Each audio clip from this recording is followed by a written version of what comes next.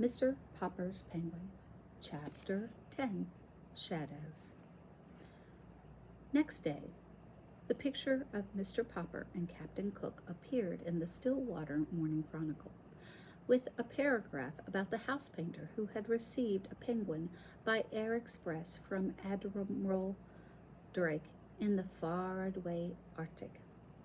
Then the Associated Press picked up the story, and a week later, the photograph in Rotoga Review could be seen in the Sunday edition of the most important newspapers in all the large cities in the country. Naturally, the Poppers all felt very proud and happy.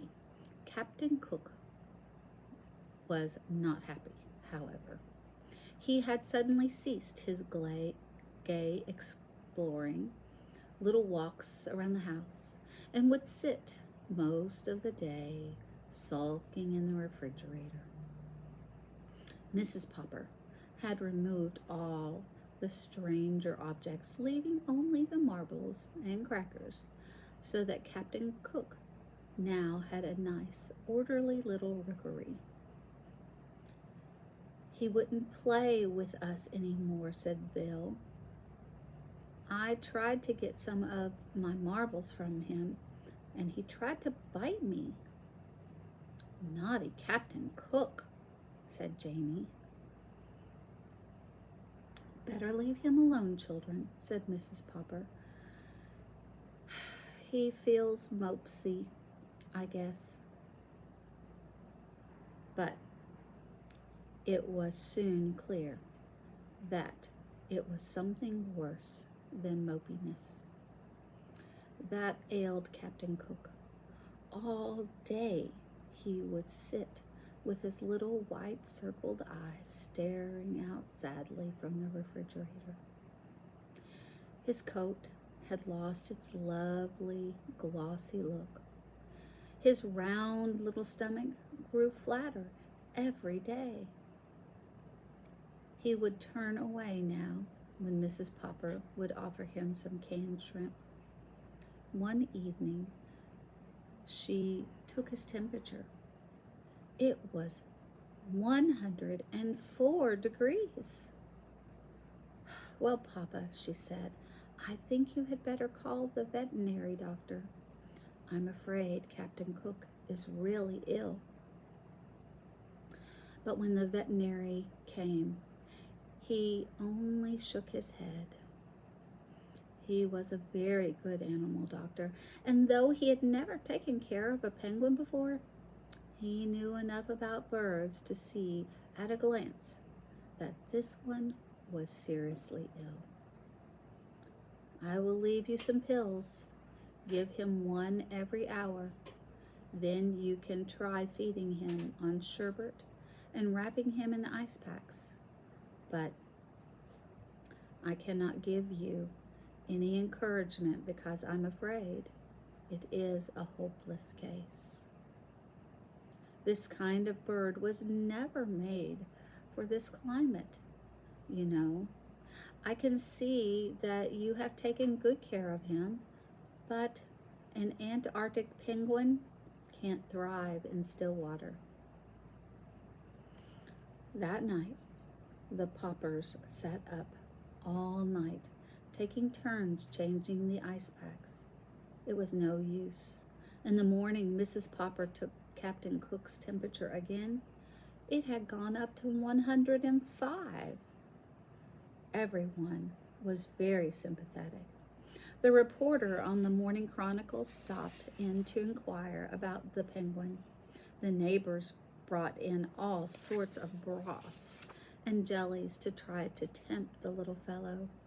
Even Mrs. Callahan, who had never had a very high opinion of Captain Cook, made a lovely frozen custard for him. Nothing did any good. Captain Cook was too far gone. He slept all day now in a heavy stupor, and everyone was saying that the end was not far away. All the Poppers had grown terribly fond of this funny, solemn little chap, and Mr. Popper's heart was frozen in terror. It seemed to him that his life would be very empty if Captain Cook went away. Surely someone would know what to do for a sick penguin. He wished that there was some way of asking advice of Admiral Drake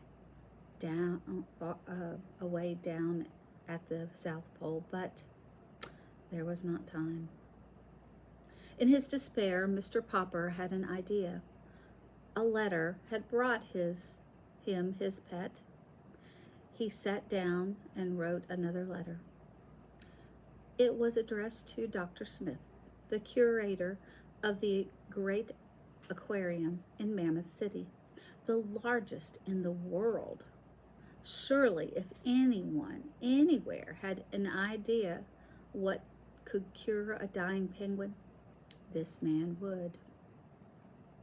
2 days later, there was an answer from the curator. Unfortunately, he wrote, it is not easy to cure a sick penguin. Perhaps you do not know that we too have in our aquarium at Mammoth City, a penguin from the Antarctic. It is failing rapidly. In spite of everything we have done for it, I have wondered lately whether it is not suffering from loneliness. Perhaps that is what ails your Captain Cook.